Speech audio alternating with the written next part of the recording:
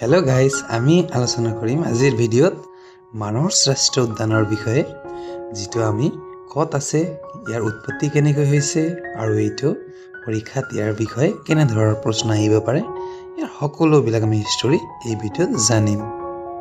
প্ৰথম আমি জানিম মানস ৰাষ্ট্ৰীয় উদ্যানৰ উৎপত্তিটো কেনেকৈ হৈছিল। মানস নামটো মানস নদীৰ পৰা আহিছে। মানস নদী ভূটানৰ ব্লেক মাউণ্টেন্স মানে কল অভাৰেজ পৰ্বতৰ পৰা উৎপন্ন হোৱা এটা নদী, যি ব্ৰহ্মপুত্ৰ উপনদীও হয়। এই নদী ভূটানৰ পৰা আহি মানস ৰাষ্ট্ৰীয় উদ্যানৰ মাজেৰে বৈ এই নদী ব্ৰহ্মপুত্ৰত গৈ মিশ্ৰিত হয়। মানস ৰাষ্ট্ৰীয় উদ্যান বাক্সা আৰু চিৰাং জিলাত অৱস্থিত।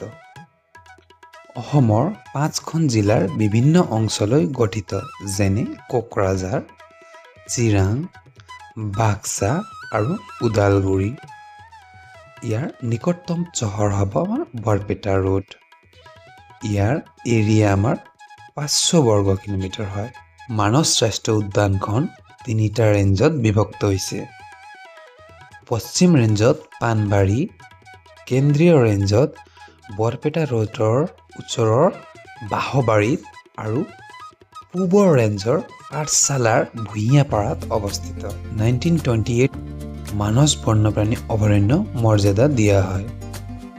ইয়াৰ আগত মানসক সংৰক্ষিত বনাঞ্চল হিচাপে গণ্য কৰা হৈছিল। 1973 চনক ইয়াক ব্যাঘ্ৰ প্ৰকল্প হিচাপে গণ্য কৰা হয়। 1985 চনত ইউনেস্কোই মানসক বিশ্ব ঐতিহ্য স্থান হিচাপে ঘোষণা কৰে। 1990 চনত ইয়াক ৰাষ্ট্ৰীয় উদ্যান হিচাপে মৰ্যাদা প্ৰদান কৰা হয়। 2003 চনত এলিফেণ্ট ৰিজাৰ্ভ হিচাপে ঘোষণা কৰা হয়। ই ভাৰতৰ 17তম এলিফেণ্ট ৰিজাৰ্ভ হিচাপে গণ্য কৰা হয় আৰু 1989 চনত বিশ্বফিয়ৰ ৰিজাৰ্ভ হিচাপে স্থাপন কৰা হয়।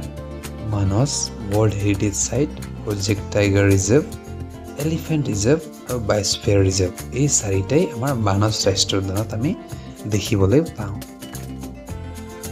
মানস ৰাষ্ট্ৰীয় উদ্যান হৈছে বহুত দুৰ্লভ আৰু সংকটাপন্ন প্ৰজাতিৰ বাসস্থান, যেনে বাঘ, বেংগল ৰয়েল টাইগাৰ, হাতী, গড়, স্বৰ্ণলেংগুৰ, হক ডিয়াৰ, লিপৰ্ড, আৰু ইয়াত আমি 450ৰো অধিক প্ৰজাতিৰ চৰাই দেখা পাম, যেনে great hornbill, red headed dragon, Brahminy ডাক।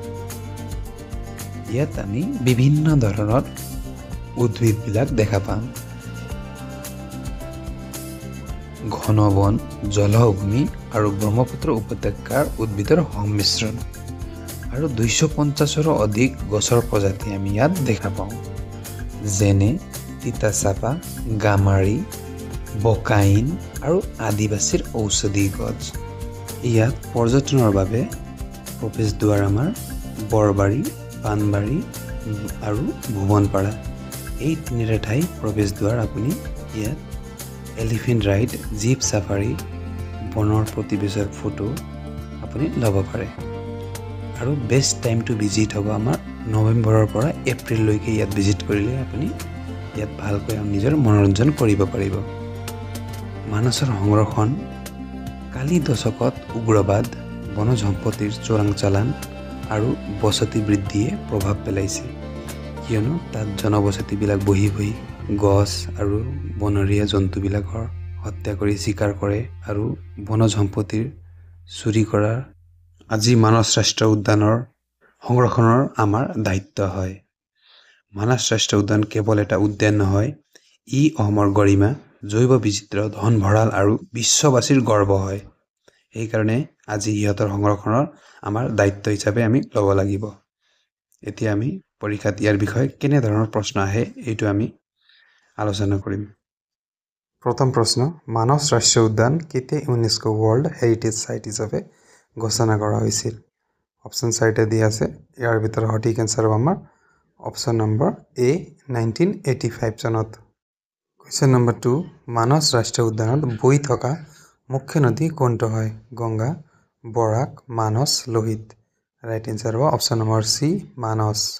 প্ৰশ্ন নম্বৰ 3 মানস ৰাষ্ট্ৰীয় উদ্যানক হাতীৰ ৰিজাৰ্ভ হিচাপে কেতিয়া ঘোষণা কৰা হৈছিল? এলিফেণ্ট ৰিজাৰ্ভ আমাৰ ঘোষণা কৰা হৈছিল অপশ্যন নম্বৰ বি 2003 চনত। কুৱেশ্যন নম্বৰ 4 মানস বায়'স্ফিয়াৰ ৰিজাৰ্ভ কেতিয়া স্থাপন কৰা হয়? 1987, 1989, 1991, 1995। ইয়াৰ সঠিক এনচাৰ হ'ব অপশ্যন নম্বৰ বি 1989 চনত। কুৱেশ্যন নম্বৰ 5 তলত উল্লেখ কৰা কোনটো প্ৰাণী মানসত পোৱা যায়? আফ্ৰিকান হাতী, কেংগাৰু, স্বৰ্ণলংগুৰ, পাণ্ডা ভালুক। ইয়াত আমি স্বৰ্ণলংগুৰ দেখা পাওঁ option number C right answer. Question number 6 মানস ৰাষ্ট্ৰীয় উদ্যান কোন দেশৰ সৈতে সীমা ভাগ কৰে? নেপাল, ম্যানমাৰ, ভূটান, বাংলাদেশ। ইয়াৰ আমি সীমা ভাগ কৰে আমাৰ মানস ৰাষ্ট্ৰীয় উদ্যানে ভূটানৰ লগত অপশ্যন নম্বৰ চি ইয়াৰ সঠিক এনচাৰ হ'ব। 7 নম্বৰ তলৰ কোনটো মানস উদ্যানৰ বৈশিষ্ট্য নহয়? Biosphere reserve, desert century, elephant reserve, tiger reserve. আমাৰ এ চি ডি তিনিটা আছে কিন্তু ডিজাৰ্ট চেঞ্চুৰী ইয়াত নাই অপশ্যন নম্বৰ বি ইয়াৰ ৰাইট এনচাৰ হ'ব। কুৱেশ্যন নম্বৰ 8 মানস ৰাষ্ট্ৰীয় উদ্যানৰ মূল উদ্দেশ্য কি হয়? শস্য উৎপাদন হয় না হস্তশিল্প সংৰক্ষণ হয় না জৈৱ বিচিত্ৰ সংৰক্ষণ হয় বা শিল্প বিকাশ? আমি সকলোৱে জানো মানস ৰাষ্ট্ৰীয় উদ্যানৰ মূল উদ্দেশ্য হ'ল আমাৰ জৈৱ বিচিত্ৰ সংৰক্ষণ option number C. Question number 9 মানসৰ লগত সংলগ্ন ভূটানৰ উদ্যানখনৰ নাম কি হয়?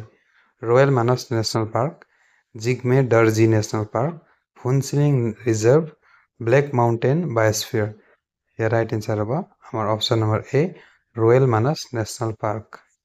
কুৱেশ্যন নম্বৰ 10 মানস ৰাষ্ট্ৰীয় উদ্যানত পোৱা পানী চৰাইৰ অন্যতম উদাহৰণ হ'ল red panda, great hornbill, blue whale, penguin. আমি আলোচনা কৰিছোঁ ইয়াৰ সঠিক এনচাৰ আমাৰ অপশ্যন নম্বৰ বি। তেন্তে গাইজ ভিডিঅ'টো এইটোৱে আছিল।